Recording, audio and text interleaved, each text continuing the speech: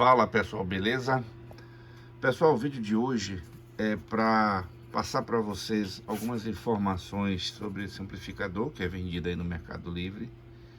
E a turma vende esse amplificador aí como 1.600 watts em 2 ohms. Bom, eu não vou me ater muito ao que é dito nesses anúncios no Mercado Livre, que muitos desses anúncios são anúncios completamente distorcidos. Esse é um amplificador do vidro Rocola, né? Que ele pode ser expansivo até, se eu não me engano, 95 volts, mais ou menos 95 volts, e tem uma potência aí em torno mais ou menos de 1.600. Mas essa configuração que está aqui, com 8 pares, dá em torno mais ou menos de 700 a 800 watts RMS, em carga de 4 ohms. Ok? Alimentação, ele indica 90 volts, mas ele roda tranquilamente com mais ou menos 70 volts.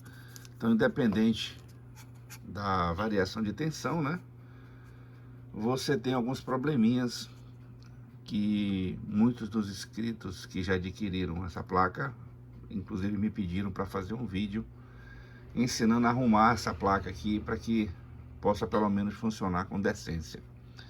Então, partindo desse pressuposto, eu vou fazer no nosso canal novo lá na Powertronic IND. Vou botar o link na descrição, o link do canal na descrição do vídeo, para que vocês façam sua inscrição, quem tiver interesse. E mês que vem eu tô fazendo um vídeo completo, mês de setembro, tá gente? Que agosto eu tô um pouquinho assoberbado aqui. Eu tô fazendo um vídeo que na verdade vai ser uma live completa, destinado apenas às pessoas que estão inscritas. Ou seja, quem vai receber essas informações vai ser as pessoas que estiverem inscritas no canal, ok? Um detalhe, eu vou fazer uma análise completa do amplificador e vou mostrar os pontos fortes e pontos fracos do amplificador. E o que todo mundo me pediu é fazer os ajustes de polarização corretamente, a fim de que o amplificador funcione dentro da faixa de áudio de 20 Hz a 20 kHz. Todos sabem que esse amplificador ele tem uma perda muito grande a partir dos 3.8 kHz, e vai tendo uma perda e um problema de distorção na forma de onda a partir de 5,5 kHz aproximadamente. Eu fiz uma verificação do amplificador que eu montei. Eu comprei essas placas aqui no Mercado Livre, mas para aproveitar o tanque, o circuito tanque, e fazer alguns testes em placas excitadoras minhas aqui. Então, nesse vídeo, né, que vai ser uma live, vocês vão observar todos os detalhes e o que deve ser feito para que o amplificador funcione bem, né, dentro das características da placa. Ou seja, se você comprou essa placa pensando que vai ter 90 volts simétricos, você vai ter aí uma potência de 1.600 watts, você não vai ter. Você vai simplesmente danificar os transistores de saída. Esse circuito de saída do amplificador é um seguidor de emissor, trivial aí na maioria dos amplificadores de classe AB, mas o que chama a atenção são as características de excitação e as características de pré-amplificação desse amplificador aqui, tá? Eu comecei já a preparar a live. Eu estava estudando o circuito, eu peguei esse circuito, gente, vídeo Rocola, né? Já tem há muito tempo. A referência de 8 pares, 70 volts, 4R, você tem a potência de 800 watts. E com mais ou menos 90, como os vendedores do Mercado Livre acusam, ele teria que ter 16 pares, ou seja, o dobro de transistores de saída. Então, como isso aí se torna caro para eles, eles inventam aí essa anedota, ok? Então, quem compra esses tipos de amplificador, gente, leva para casa um monte de defeitos. Então, não dá para você fazer sonorização profissional com esse tipo de amplificador. A maioria das pessoas que adquirem não tem um osciloscópio para fazer uma análise mais depurada, forma de onda, e quem tem se arrepende da compra. Mas a gente não está aqui para meter o pau aí no pessoal do Mercado Livre, não. Que tá aí no Mercado Livre o pessoal compra, mas depois desse vídeo aqui, quem assistir, por isso que é interessante vocês divulgarem o canal, porque serve também de ajuda para as pessoas que já adquiriram esse amplificador e estão insatisfeitos com o som, ok? Teve gente aí que comprou um monte de placa dessa. O preço realmente é atrativo para quem quer montar amplificador para poder aprender, se divertir, vale a pena.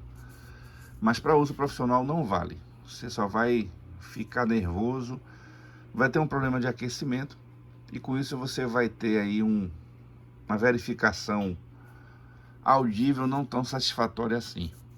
Isso pelo menos é o que eu penso. Então vamos lá no circuito de entrada. Você observa que esse amplificador ele tem um ganho de 100 vezes. E eu acho que é um pouco exagerado para esse tipo. Eu acredito que se você desonerar determinadas partes aqui, você tem um ganho significativo. Essa configuração aqui, gente, não é uma configuração de par diferencial, espelho de corrente não. Isso aqui não é o espelho de corrente. Isso aqui é um par diferencial, configuração Cascode, ok? Observa que ele tira V0 e V1 daqui de baixo, onde tem esses resistores de ajuste de corrente.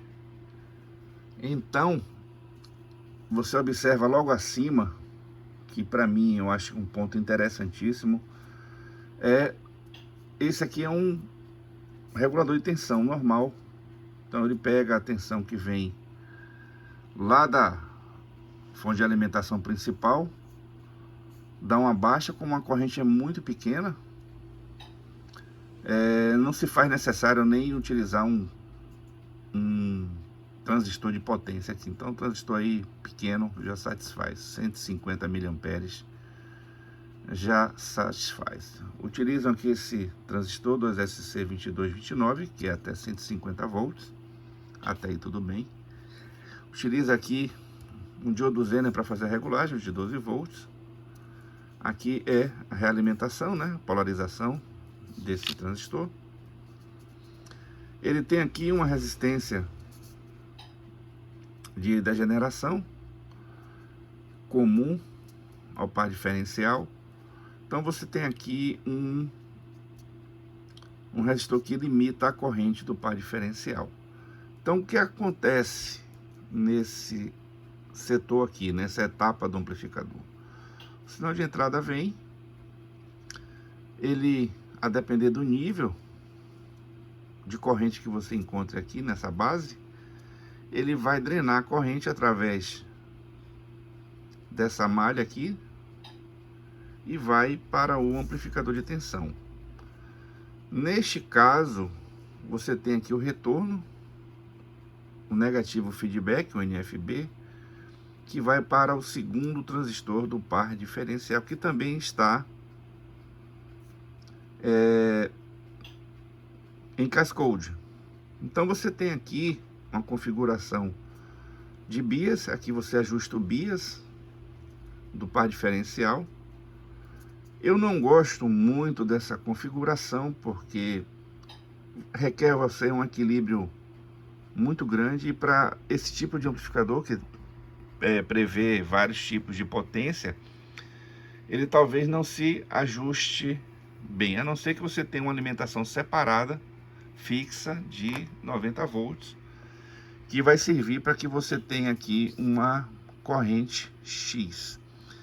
Lembrando que a fonte de tensão, aqui eu consigo ter uma tensão fixa, aqui eu não consigo ter uma variação, ou seja, a corrente aqui de certa forma é constante, e aí passa a ser uma fonte de corrente constante, baseado no